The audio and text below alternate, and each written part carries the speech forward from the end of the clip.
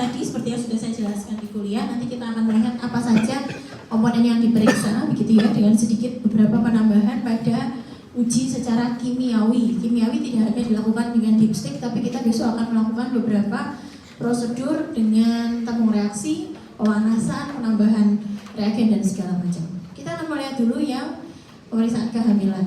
Ya, kita akan sedikit loncat ke week berapa? Besok off skin week berapa? 4. Kamu berapa minggu ini? 5 ya, oke. Ya, maybe di minggu 4 ya. Saya sedikit memperkenalkan saja gitu ya, karena seharusnya ini dulu 2 praktikum terpisah, tapi kemudian karena pemadatan jadwal dan segala macam jadi dijadikan satu praktikumnya. Yang dideteksi pada urin ibu hamil adalah hormon HCG, Human Chorionic Gonadotropin, dihasilkan oleh Trophoblast placenta, ya, dan dia berfungsi untuk mempertahankan kehamilan sehingga jumlahnya akan meningkat seiring dengan berjalannya kehamilan dan akan stagnan di waktu-waktu tertentu.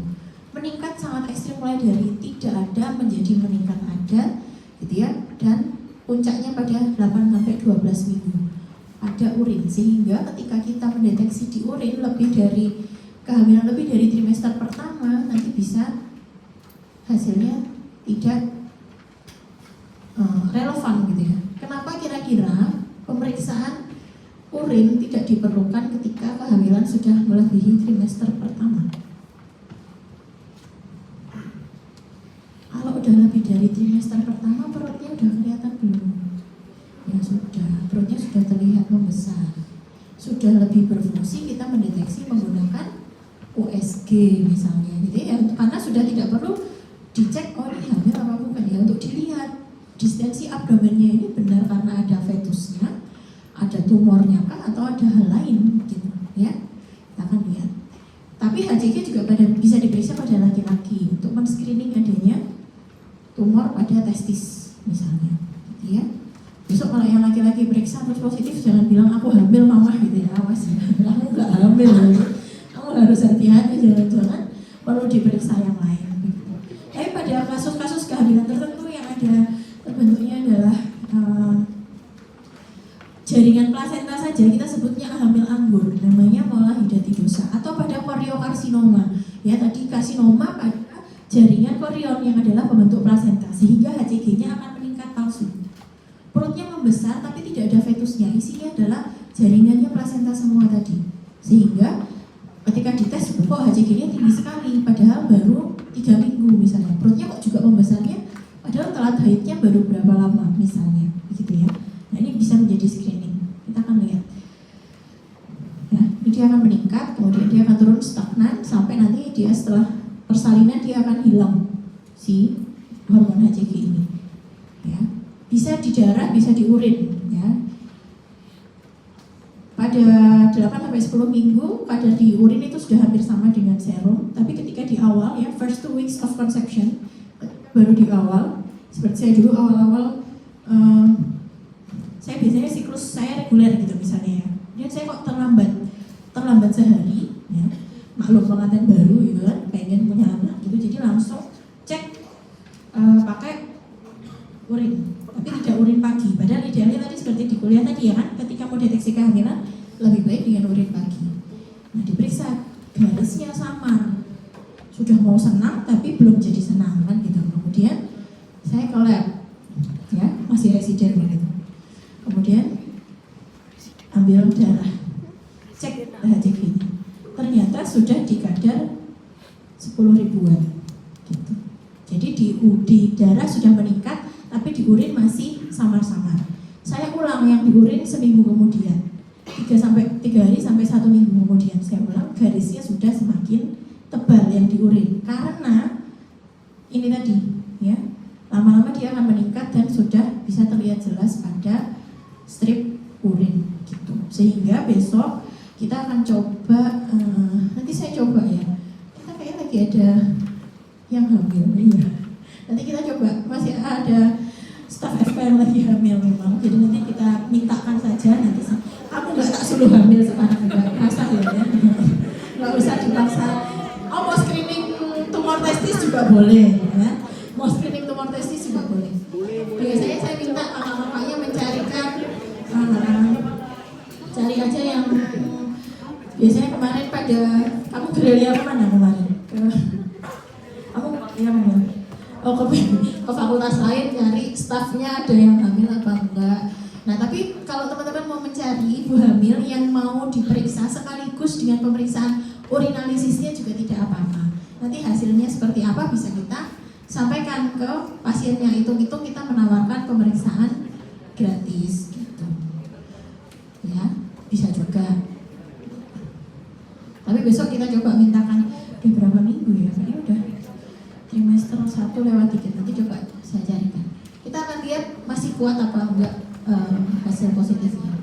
Nah, kita deteksi besok akan menggunakan strip, dan yang strip ini dia mendeteksi khusus untuk beta HCG gitu ya. Bentuknya macam-macam, ada yang seperti ini ya. Yang kita pakai besok yang seperti ini. Caranya dicelupkan tidak melebihi garis batas ya. Kemudian dia akan berjalan ke atas nanti cairannya. Ini menggunakan imunokromatografi lateral flow immunoassay. Kenapa dia bisa memunculkan garis ini? Kita lihat di sini ya. Bisa jelaskan. Besok ini banyak kalian gunakan juga di pemeriksaan sederhana yang sifatnya bedside. Contoh misalnya dulu COVID antigen gitu ya, konsepnya juga sama kurang lebih dengan ini. Jadi di sini urin diteteskan ke tempat sampel ya, atau misalnya tadi urin dicelup, strip ini dicelupkan di urin gitu ya. Kalau urinnya itu ada HCG-nya ya, dia akan jalan ke sini HCG-nya bersama dengan urin dan akan terikat ke antibodi yang ada di area tes tadi, dia akan berjalan bersama. Di area T yang tes ini sudah ditunggu oleh antibody capture yang hanya akan membentuk garis kalau ada HCG dan antibodi yang berjalan. Itu yang di bagian tes. Sementara pada bagian kontrol dia sudah punya antigennya sendiri, dia tidak pakai HCG. Ya, dia kayak ada yang berfungsi sebagai pengganti HCG-nya, supaya ketika dia berjalan ketemu dengan antibodi yang berjalan tadi, dia akan tetap muncul garis di kontrol. Tujuannya apa? Memastikan bahwa alirannya itu sampai ke area paling atas. Namanya saja lateral flow immunoassay, sehingga flow-nya ini harus dipastikan dia berjalan di tempat yang akan kita baca reaksinya. Sehingga ketika hasilnya ini tidak muncul garis pada kontrol, dia akan kita sebut invalid. Ketika hanya muncul satu garis pada tes juga kita sebut invalid. Oke? Karena syaratnya untuk bisa dibaca harus ada garis pada area kontrol. Kalau 2 garis ya berarti dia positif. Negatif berarti dia tidak ada garis pada area tes. Seperti itu. Besok hanya dijalankan saja langsung terlihat. Nah, ini tentang urinalisis. Saya akan skip banyak di bagian teori. Kita akan fokus pada teknik gitu ya. Besok silakan mengambil pot urin, dikumpulkan mendekati jam pemeriksaan. Tapi kalau memang misalnya tadi pakai dari orang lain begitu ya, segera dibawa ke laboratorium supaya kita simpan di kulkas dulu supaya tidak mendisintegrasi sel-sel tadi. Selnya bisa lisis kalau kelamaan lebih dari 2 jam tidak diperiksa. Ya. Tapi ya nek omahe saka Solo ono mangkat nggawa saka ibu hamil ya jangan yang dari Solo ya. Ya selak bubar kabeh selnya enggak ada, tidak memberikan manfaat nanti untuk pasiennya, datanya gitu ya. Dan di sini tempelkan identitasnya, nama inisial aja boleh, usia, kemudian ada riwayat klinisnya apa enggak. Misalnya yang diambil, oh dari ibu saya dok, ibu saya itu ada DM-nya misalnya. Mau diperiksa ada glukosurianya atau tidak, ada ketonuriannya boleh. Ya, oh ibu kos saya dok, kayaknya tuh kalau ini kok cek-cek terus kalau posyandu gitu ya, jangan-jangan dia DM, mau saya suruh periksa aja urinnya, boleh ya. Tapi tadi segera disimpan masuk kulkas kurang dari 2 jam dari pengambilan dan baru nanti dikeluarkan saat akan pemeriksaan. Ya. Indikasinya ini sudah kita baca tadi di perkuliahan. Nah, yang kita ambil tadi urin sewaktu, urin pagi pada kondisi-kondisi tertentu seperti tadi urin kehamilan, idealnya diambil pada pagi hari. Urin postprandial setelah makan misalnya, kemudian banyak ada konsumsi gula tertentu, dicek glukosuria atau tidak, biasanya begitu. Urin tampung 24 jam tadi seperti pada uji clearance, kreatinin, GFR dan segala macam ya. Urin 3 porsi sudah jarang digunakan, tapi ini biasanya dulu digunakan pada deteksi prostatitis begitu. Kalau urin suprapubik kira-kira diambil dari mana? Urin suprapubik kira-kira diambil dari mana? Dari suprapubik area tempat apa berarti? Vesika urinaria. Jadi diambil di fungsi. Ya, ini adalah pengambilan yang steril dibandingkan yang kateter. Ya, ketika misalnya pasiennya BPH, kemudian tidak bisa berkemih sama sekali, tapi butuh untuk vesikanya sudah sangat penuh gitu ya. Karena biasanya kita fungsi, ya fungsi suprapubik untuk membantu reliefkan tekanannya juga dan sekalian diambil sampelnya kemudian dianalisis biasanya. Begitu. Tapi ini karena sulit dan invasif tidak kita gunakan. Ya, nggak perlu volunteer besok untuk di suprapubik boleh dong, nggak usah ya, nggak usah repot-repot. Tadi makroskopis warna-warnanya sudah kita bahas di yang sebelumnya juga. Nah ini yang mau saya tampilkan. Yang tadi adalah dipstick ya, 10 parameter tadi. Ini ada di sini. Besok ini jadi pads-nya itu dicelupkan. Mana gambarnya? Ya, ini.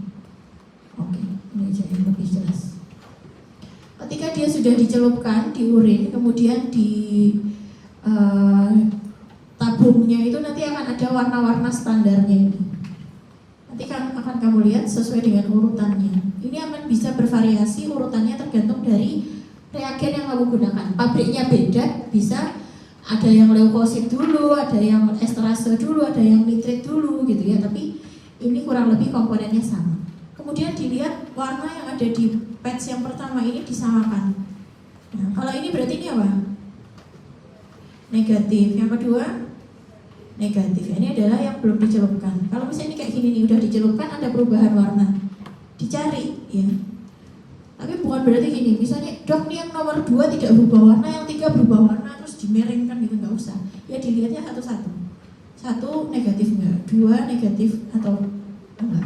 Oh 3 ternyata warnanya berubah. Yang 3 ternyata urobilinogennya bukan oranye, warnanya merah. Ya udah kita tuliskan 8. Misalnya gitu. Protein ternyata warnanya hijau toska gitu ya. Oh ternyata dia +4. Ya dituliskan +4-nya. Begitu. Ini adalah pemeriksaan dipstick.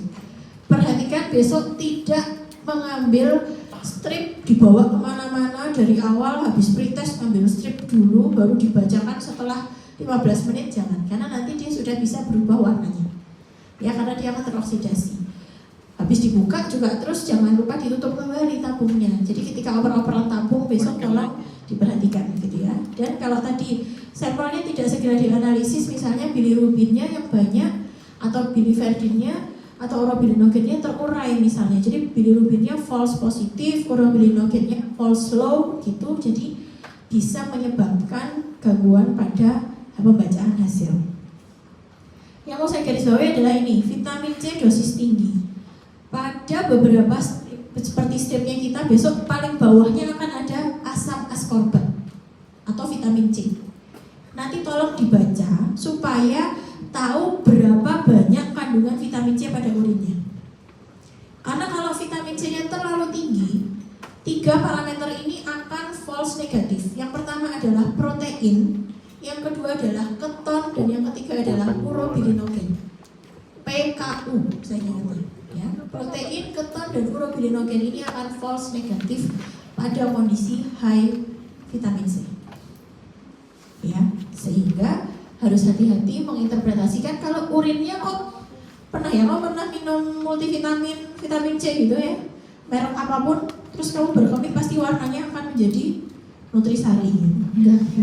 Warnanya kuning menyala begitu kan, kuningnya jeruk gitu loh. Nah, itu harus hati-hati kalau besok kamu dapat sampel yang seperti itu, karena protein, keton, dan urobilinogennya tidak bisa kita percaya hasilnya. Kalau dia bilang dia negatif, belum tentu proteinnya real negatif gitu. Bisa saja harusnya +2, tapi karena ada vitamin C jadi terbaca negatif. Ketonnya harusnya positif, tapi karena ada vitamin C-nya tinggi jadi terbaca negatif, seperti itu ya. Oke. Besok sampel urin ambil 5 mili untuk mikroskopis ya, masukkan ke dalam tabung khusus, kemudian kita sentrifus selama 5 menit, kemudian supernatan yang di atasnya dibuang, kita ambil sedimen yang di bawah tinggal sedikit, ditambahkan 1 tetes zat warna stain hemoglobinnya, kemudian dikocok biar homogen atau di vortex boleh, kemudian diambil 1 tetes dan dibuat preparat, dilihat pakai mikroskop ya. Nanti dilihat mulai dari perbesaran kecil dulu, yang diamati sama yang seperti sudah kita jelaskan, kita bicarakan tadi di kuliah begitu ya. Epitel bisa memberikan gambaran infeksinya berasal dari atas atau bawah. Kemudian kalau ada inflamasi, ada infeksi, leukosit bisa meningkat. Kalau ada kerusakan glomerulus atau kerusakan tubulus, bisa ada eritrosit. Ya.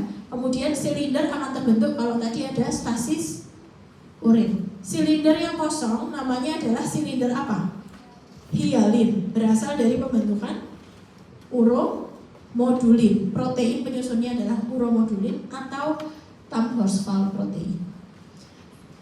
Dari hialin berubah menjadi silinder seluler, silinder leukosit, silinder eritrosit, berubah menjadi silinder granuler hingga lama-lama menjadi silinder milin atau waxy cast. Ya.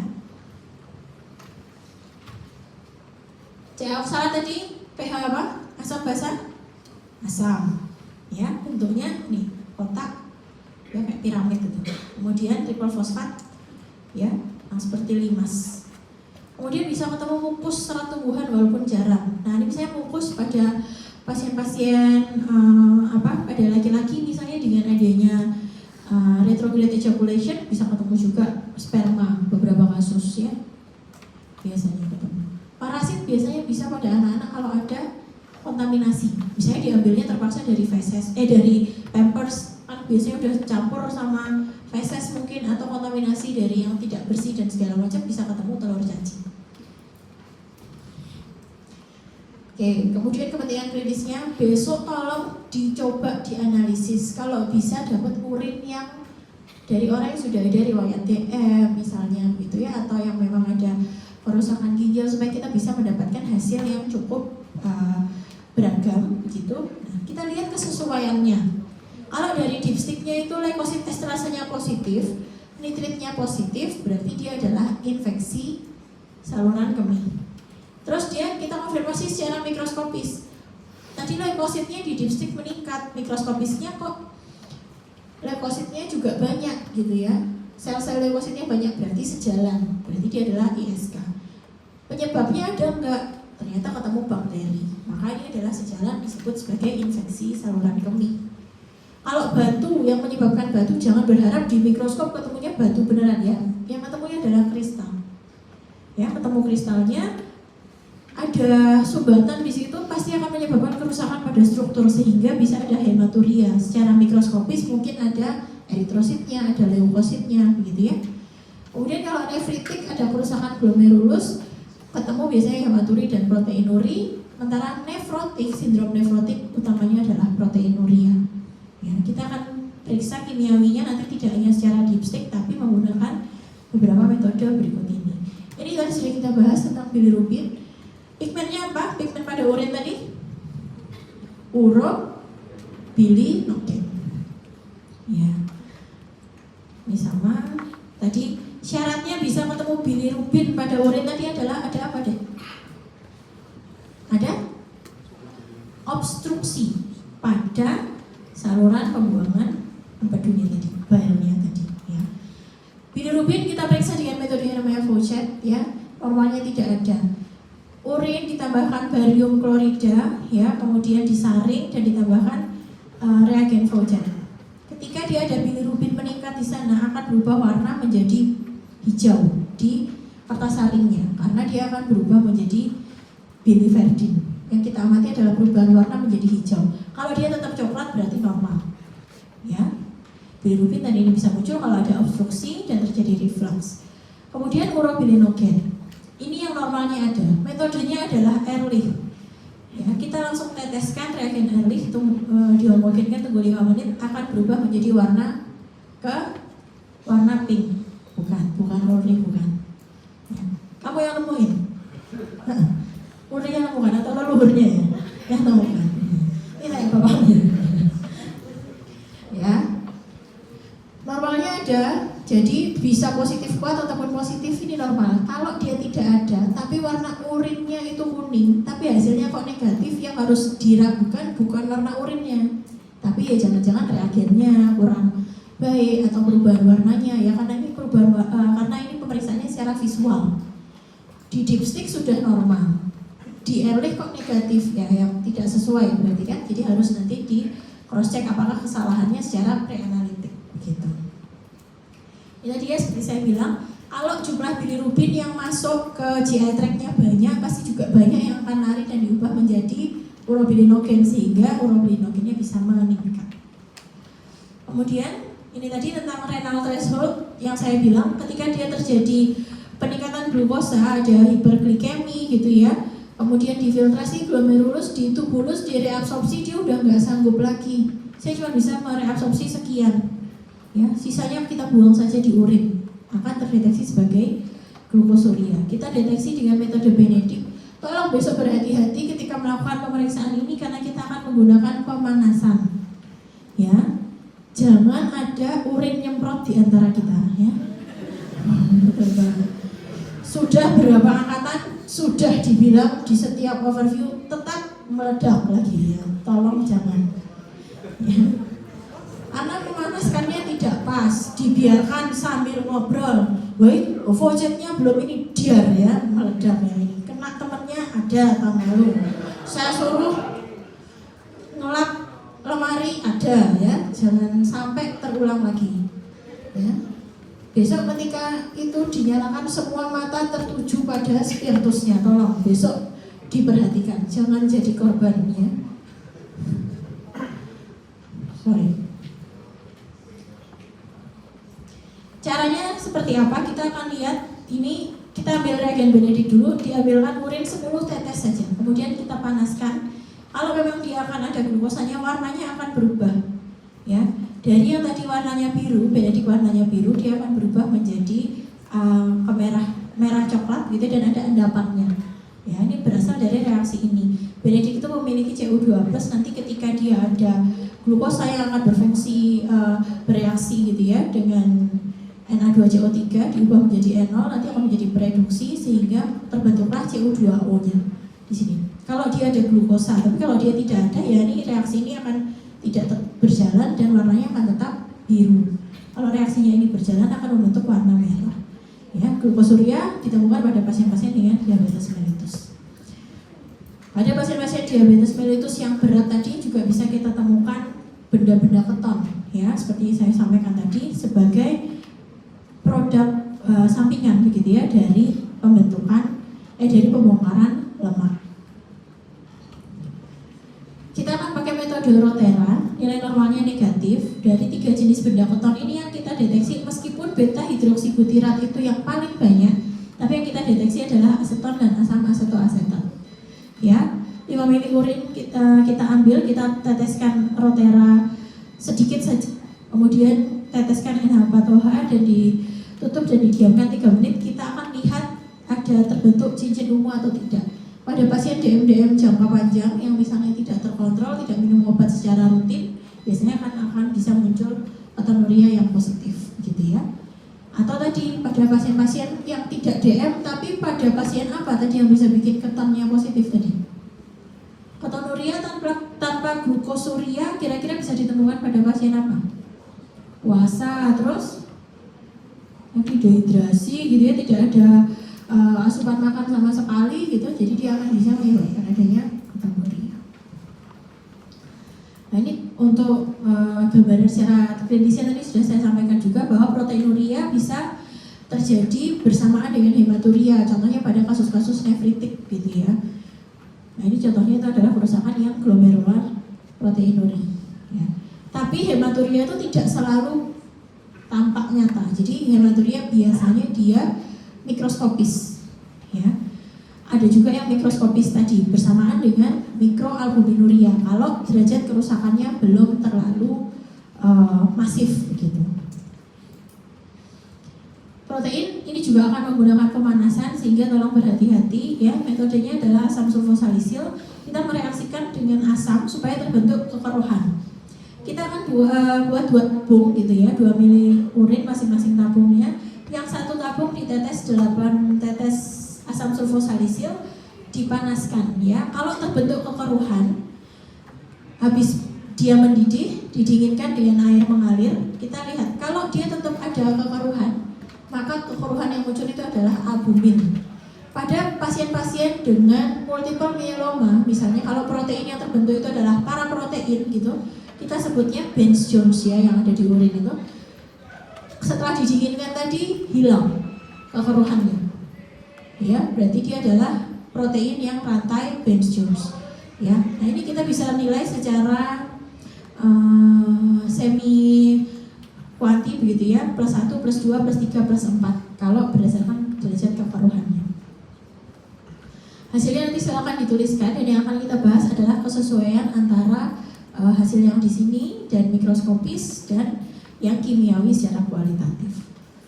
Work plan dikumpulkan H-1 maksimal jam 13. Tolong perhatikan kamu praktikum hari apa. Hari Selasa ngumpulnya ya Senin, hari Senin yang ngumpulnya Jumat. Ya, jangan alasan kemarin saya selesai Sabtu ya, nggak ada, selesainya Jumat. Hari kerja ya. Tolong diambil pot urin 1-2 boleh. Tiap kelompok kecil ya, nanti sudah dibagi kelompoknya, tiap kelompok kecil punya sampel yang berbeda. Kecuali tadi kalau urin hamil ada yang mau diperiksa, dipersilahkan untuk membawa. Tapi nanti kita coba untuk mintakan urin hamilnya supaya sudah tersedia. Kebetulan ada di staf FK lagi hamil. Kemudian nanti urutannya kita melakukan ini dulu, gitu ya, makroskopis, dipstick dan mikro, baru protein dan glukosa. Karena yang dipanaskan tadi adalah ini, jadi setelah nanti pemanasan selesai, baru mengerjakan yang kimiawi tanpa pemanasan. Ada pertanyaan dulu? Presensi sudah sampai mana? Sudah selesai? Belum? Masih berjalan? Oke. Ada pertanyaan? Oke, praktikum masih minggu depannya lagi ya. Soalnya ini jadwalnya padat sekali sebenarnya. Tidak ada pertanyaan? Yakin? Dibangunkan dulu temannya. Kita mau berhitung ya. Kan overview harus datang